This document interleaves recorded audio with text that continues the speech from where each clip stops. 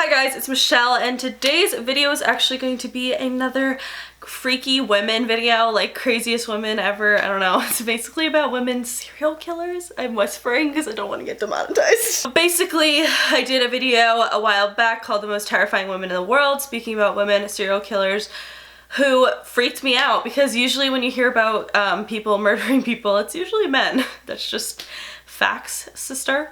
But I've compiled a list of some of the most terrifying women of all time. Part 2. Yeah, you guys have been begging me to do another one of these videos because you guys really liked the last one.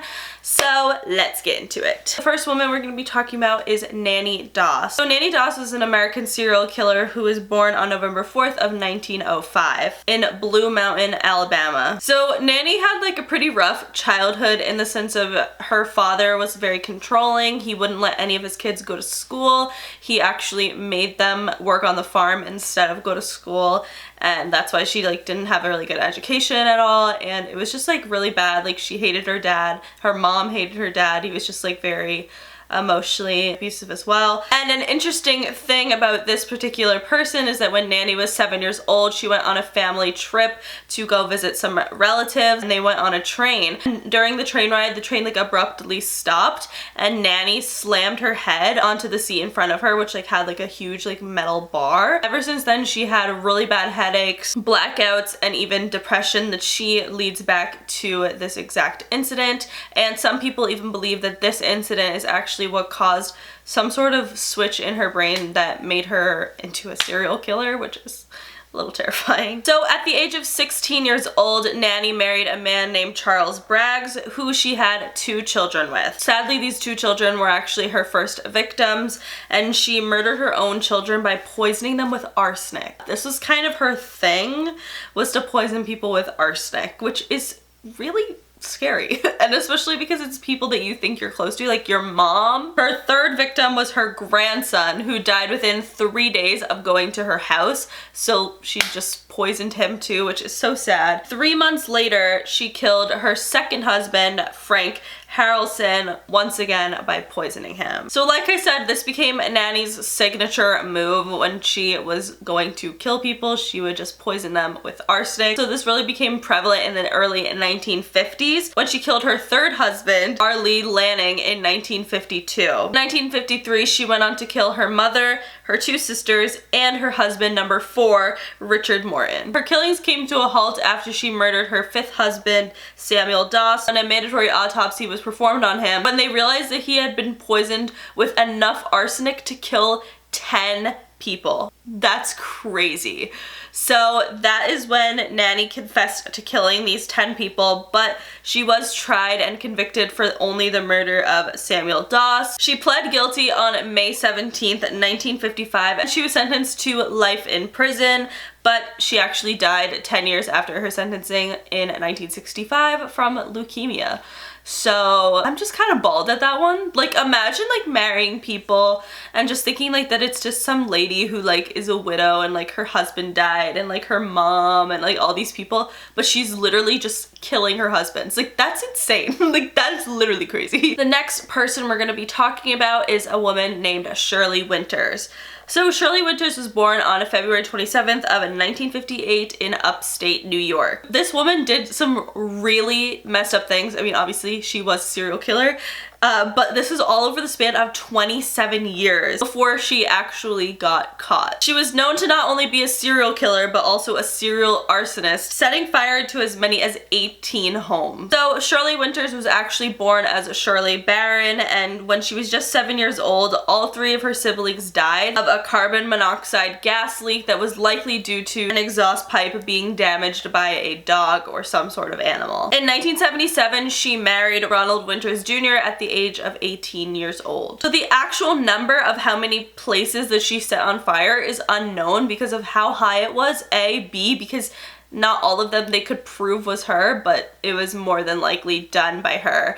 So we're just going to get into some of them and talk about who she actually ended up killing. On September 12th of 1979, in Shirley and Ronald Winters' home in Jefferson County, a fire broke out that ended up killing her and Ronald's children. So Ronald was at work and Shirley was allegedly in the living room watching TV. At first, this fire was labeled an accident, but it became very clear in 2007 that both of the children were actually hit over the head with a blunt force. So it is assumed that Shirley actually did hit them over the heads and then set the house to fire. Like I said, after this, it was proved that Shirley was a serial arsonist, allegedly set fire to many different places. The day before the fire that killed her 2 children, there was actually another fire started at a family friend's house in Herman, New York, while 3 of her family friend's children were still inside. Since 1979, she was near at least 17 other fires, and at least 9 of these fires were determined to be arson, so those ones were most likely definitely done by her, but it also is pretty likely that she actually did all 17 fires. She actually did plead guilty to criminal mischief regarding 2 of the fires in 1981. In 1980 though, she actually killed her own baby, once again a 5-month-old named Ronald Winters III. She smothered him to death. Shirley and Ronald actually split up in 1987 and somehow she got custody of the 3 other children and moved them to Syracuse, New York. On November 12th of 1989, another arson fire broke out in the basement storage room of Shirley Winters' home in Syracuse, New York, but Shirley Winters actually saved her 2 children and her other daughter escaped on her own, so nobody died in this particular fire, though it is believed that she actually did set the fire. On January 6th of 1990, yet another fire is set to Shirley's house. Once again, the kids were all safe. At this point, people were starting to suspect that she was actually setting the fires, and therefore the family court decided to remove the 3 children from the home and give custody to Ronald Winters. Shirley actually admitted herself into Hutchings Psychiatric Center for a few days at this point. The fires kept continuing after this on her own houses, her mother's house, neighbors, friends. It was literally insane how many fires that she was setting. In 1997, she was sentenced to prison for 8 years due to setting her mother's house on fire while her cousin was still inside. She admitted to knowing that her cousin was still inside, which is why she was sentenced to 8 years. But in 2004, Shirley Winters was released from prison on parole, but then violated the terms of release by having a lighter, which is just really ironic and bad. She then had a baby with a different man who she ended up also killing. This poor 2-year-old baby, she drowned her 2-year-old son, Ryan Rivers, in 2006. Finally, this is when all of her deaths and fires stopped because she pled guilty to the death of her son, Ryan Rivers, and also her first son, Ronald Winters III. Both of these sentencings basically gave her 20 years in prison for the death of Ryan Rivers and 8 to 25 years for the death of her first son, Ronald Winters. This Shirley Winters bitch really scares me because that is somebody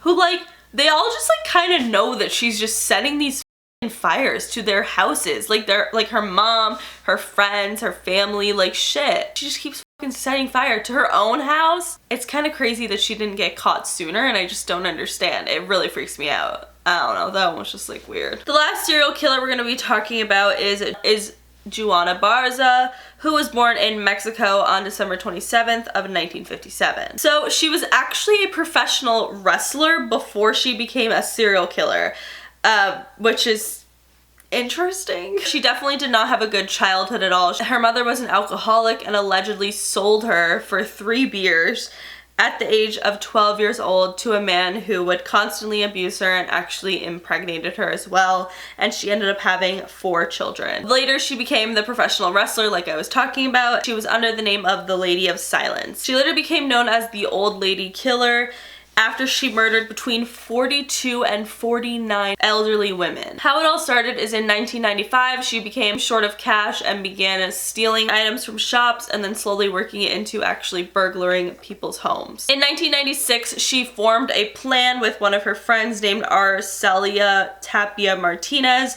to steal from the elderly, which is just so f***ed up. I mean, it's up to steal from anybody, but like the elderly, come on. So the two women would actually dress up in all white clothes and pretend to be nurses in order to gain access into these old people's homes and then steal from them. For a while, it was them just stealing and burglaring, but then later, Barraza began to be working by herself, and in 2002, she was breaking into the home of Maria Gonzalez when Gonzalez allegedly said something derogatory towards her, so she strangled her with her bare hands.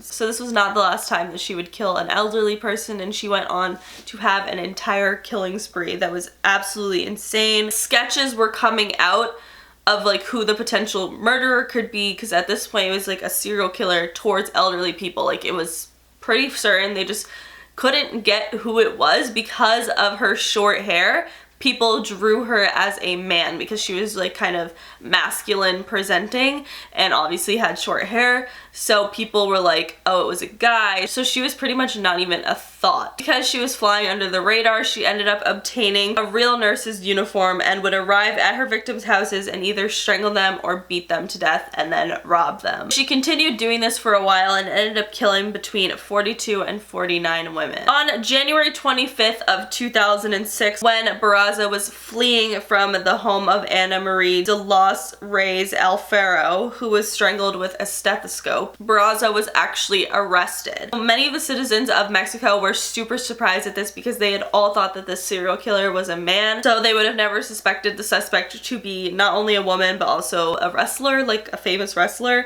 Joana Barraza was then in 2008 sentenced to 759 years in prison for allegedly being responsible for at least as many as 40 deaths. That one scares me too. Obviously it's sad if anybody gets killed, 100%, but it's like old ladies and then they're stealing from them. Like it's just so messed up. Obviously, regardless of anything, it's always going to be messed up.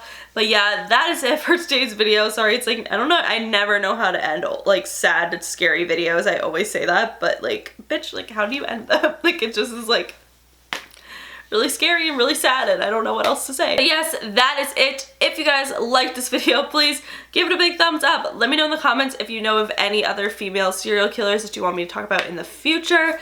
But that is it. Make sure you follow me on Twitter, Snapchat, and Instagram, because I'm always posting really dope ass shit on there.